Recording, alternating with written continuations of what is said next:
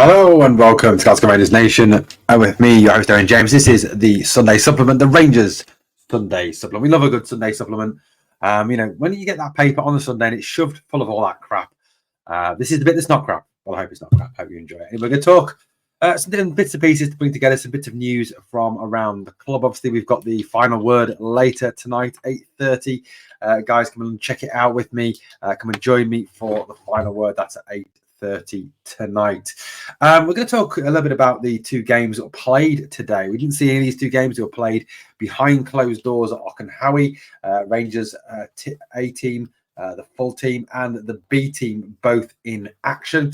We're going to look at as well at our pre-season program, which really kicks off this week as we head to Holland on Monday. See Holland as well winning and getting through to semi-finals against England. Come on, Holland, let's smash England. We're all going to be orange on Wednesday night.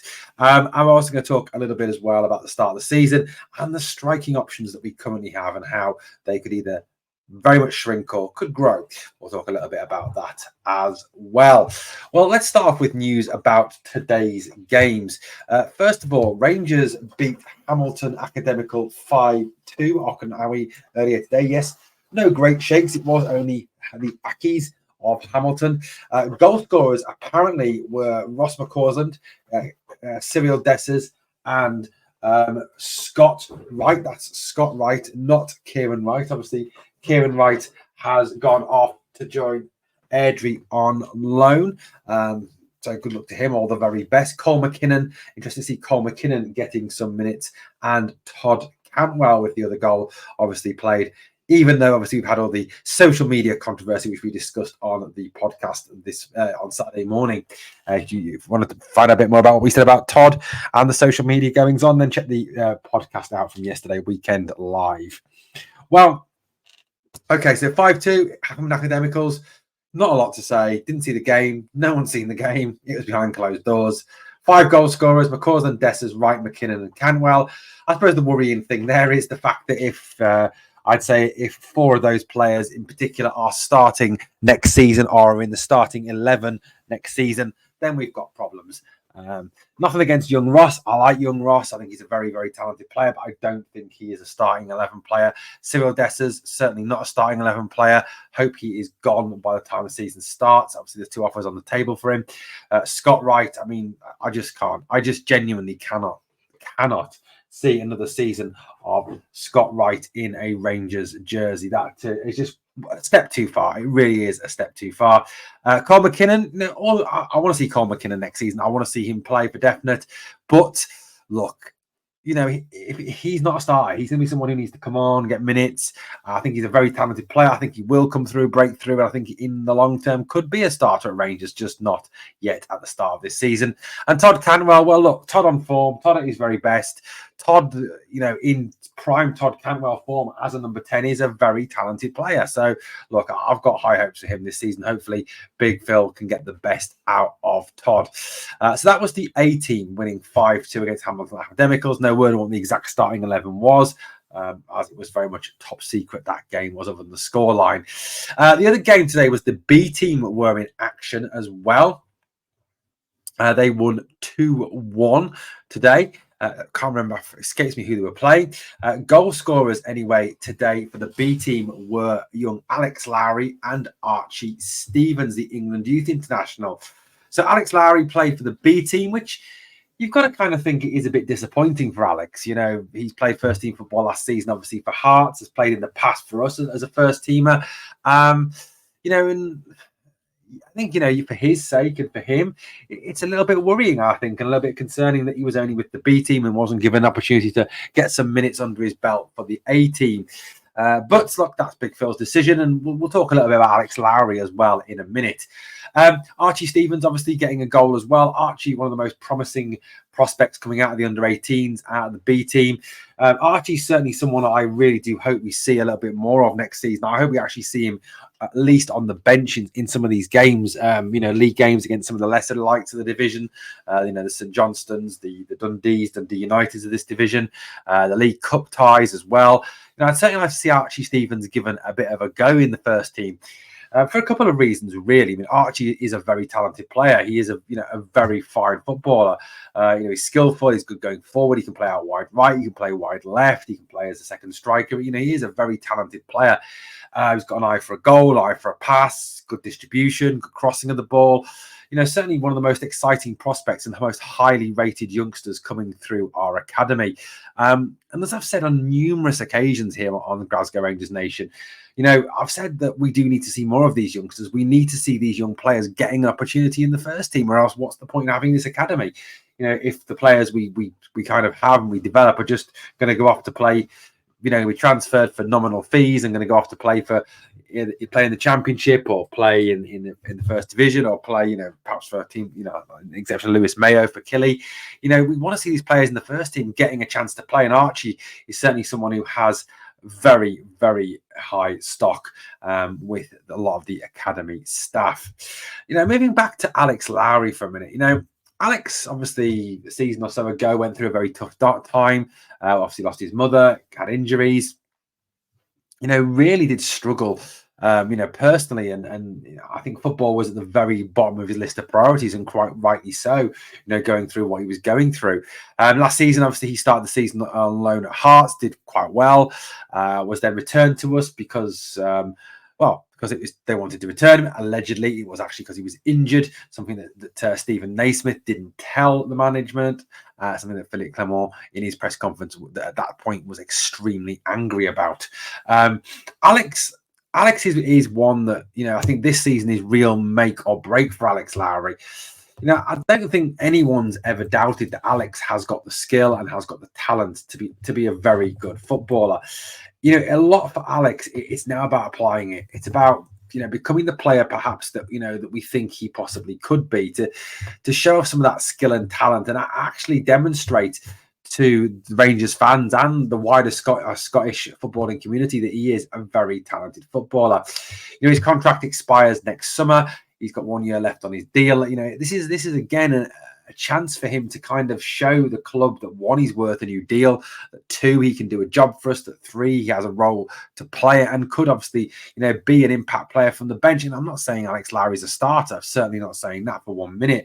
But, this lad can play centre midfield, he can play attacking midfield, he can play right wing. Again, he's another modern hybrid footballer. He's still only 21 years old. And, Gio trusted him. Gio used him on a number of occasions, including obviously in that last game of the season, before the Scottish Cup final where we beat Hearts. He is a good footballer. Personally, I would like to see Alex given a chance this season. I really would. Unless someone comes in and puts in a decent bid for him, I'd love to see Alex on the bench start of the season and getting minutes here and there, coming on for different people. And I think, if you'd gone back over time and you'd kind of gone, well, look, out of this youth academy, who's going to come through? Who's going to be the players that, break through to the first team? Well, you're talking Robbie Ure, Aaron Lyle, Alex Lowry, for example. You certainly wouldn't be talking about Ross McCausland. Now, Ross McCausland obviously is a very hard-working player, very good. He's a good player. I'm not saying he's an outstanding footballer, but he works hard. He tries his best. He runs at people. He's direct. He brings a liveliness, quality to this Rangers team when he's actually in the team. He scored obviously a very good goal last season at the end of the season. He's got a couple of goals last season. So Ross, for me, has really shown that there is a chance and there is an opportunity there that players that are in that academy need to take and step up when they're giving it from that academy to our first team. If you look back at those players, Robbie Ure is signed now with Anderlecht, and we obviously wish Robbie all the best. Aaron Lyle's gone out on loan, I think it's to Morton. You kind of look at it, and Alex Lowry kind of obviously went to Hearts, now he's back. You kind of hope that Alex can make a breakthrough this season, can show the sort of player that he's capable of. Now, I know there's been questions over his attitude, questions over, his mindset at times, but, Alex has got to kind of buckle down now and really see this as his last chance to impress at the club. And I honestly feel that Alex, if it comes to next season and nothing is on offer and he walks away to Wrexham Rangers for free, he's a player who I think career is just going to dwindle away to nothing. He may get a gig in the Championship or maybe with one of the lesser SPL sides, but he certainly perhaps won't achieve what he was capable of achieving. You look at Alex and you look at the talent he's got. He's obviously got a lot of talent. He has the chance to really, show this season to Philippe Clement, to a new manager, that he can do something, that he can contribute to this team. Obviously scores today for the B team. It was only the B team, granted, but I really hope that Alex kicks on, and I hope that this pre-season he gets some minutes in some of the games that are upcoming, and we see something of Alex. I really do want to see more of the B team players and more of the young players in the squad, at least this season. In particular, obviously Bailey Rice, Cole McKinnon. I'd love to see Josh Gentles given an opportunity, Archie Stevens. Players of that ilk, Paul Nuncio, players of that ilk given a chance to come through and play for the first team. Obviously, there's a chance as well for Mason Munn to become goalkeeper 3, with the fact that Kieran Wright has now departed the club. A good chance, obviously, that Robbie McCrory will move on, leaving Rangers with only Jack Butland and Liam Kelly as first and second choice goalkeepers. So obviously, an opportunity for Mason Munn to step up, which is good to see. And hopefully, you never know, you could get a bit of bench time if Jack Butland's rested for any of the League Cup ties this season. Well, talking about the pre-season schedule obviously all kicks off next Saturday, the 13th, and we'll have the game here for you on Glasgow Rangers Nation. Then it is a week later, the 20th, at Murrayfield, a real showpiece pre-season friendly against Manchester United. We'll have a lot of work in the build-up to that. I've got some things planned, just need to work on getting them in place. Obviously, we'll try and bring that to you as well. Wednesday, the 24th of July, it's Birmingham City away at St Andrews. I'm hoping to be at the game, hopefully bring you some footage from the game. And then also the 27th away in Germany at Union Berlin at the Stadion an der Alten in Forestieri. So hopefully that is, that's 4 decent preseason games, 4 real testing preseason games for Rangers to get us ready for the new season. And look, we're all, I think, hoping that we get to see some of the new signings, hoping that we get to see, the likes of Cortez, the likes of Igman and Ciala, Connor Barron, and so forth in these games. And it's a real chance to really build this up. Now, I suppose the one concern is obviously going into that game against Ajax next Saturday, and obviously probably as well the Manchester United game on the 20th.